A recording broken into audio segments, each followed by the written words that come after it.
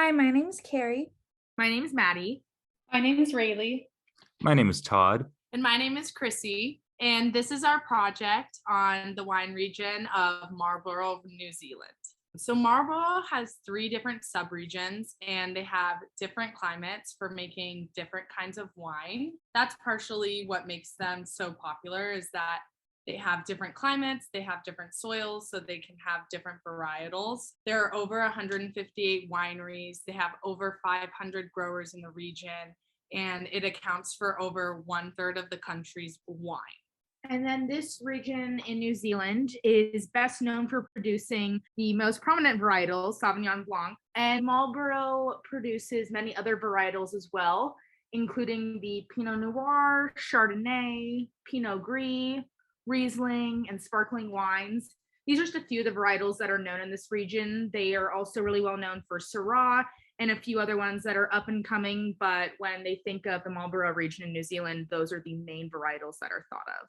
Some of the financial impacts that the Marlborough wine region has is that from 2016 to 2021, the Marlborough wine region grew by 24% to 24,000 hectares. An additional 18% of growth is expected before 2025. Wine is the largest share of the Marlborough economy at 18% of the GDP. And the GDP of the wine sector in Marlborough is 571 million New Zealand dollars. The wine sector in Marlborough directly employs 2,750 people and paid out a total of $482 million in wages.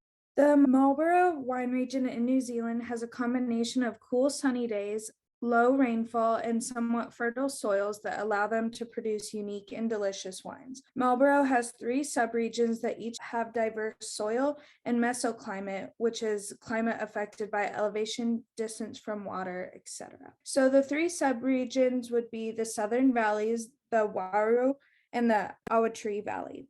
So the Southern Valley, the soil and weather here varies, but they tend to be heavier and contain more clay than the other regions. As you move south in this region, it becomes cooler and drier. The Southern Valleys are particularly good at producing Pinot Noir and aromatics in this area. The next subregion mainly has old gravelly riverbed soils, and some rainfall are frequent in this subregion. It covers a range of cooler, drier, sea breeze moderated and early ripening sites. So the wine produced here reflect the strengths of individual vineyards, and they usually have fruit forward and high intensity and high body wines. And then the last subregion, which is the Awatere Valley, this is the most geographically distinct subregion with cooler, drier, and windier climates and higher elevation sites. This subregion typically has lower yields, but it produces bright aromatic Pinot Noir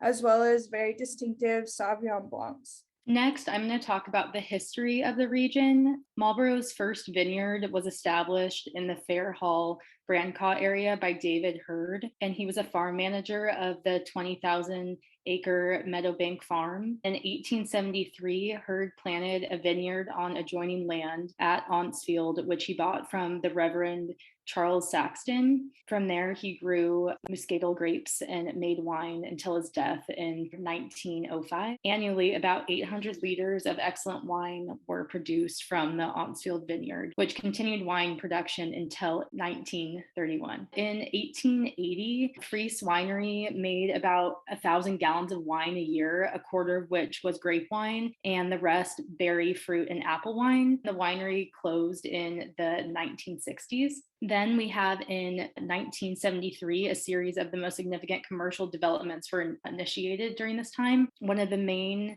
developments during this time was a key report that persuaded Montana's Frank Yukich that Marlborough was a viable area to expand into. Unable to convince Montana's directors that Marlborough was a good proposition, Yukich initially paid the deposit for 4,000 acres of flat land out of his own pocket. And the purchase was later approved by the Montana board. The industry was born after that event. Then in the 1980s, Marlborough's fine silk silts and stony gravels were planted in grapes, and Marlborough became known for its cool climate wines. Starting in 1998, there was statistics that started to support and indicate the importance of wine to the region. That 1998 report was the Marlborough Economic Impact Study report that showed Marlborough's wine industry generated $130 million, of which 70 million was spent back into the region. But such growth is not without problems. Some of these problems included,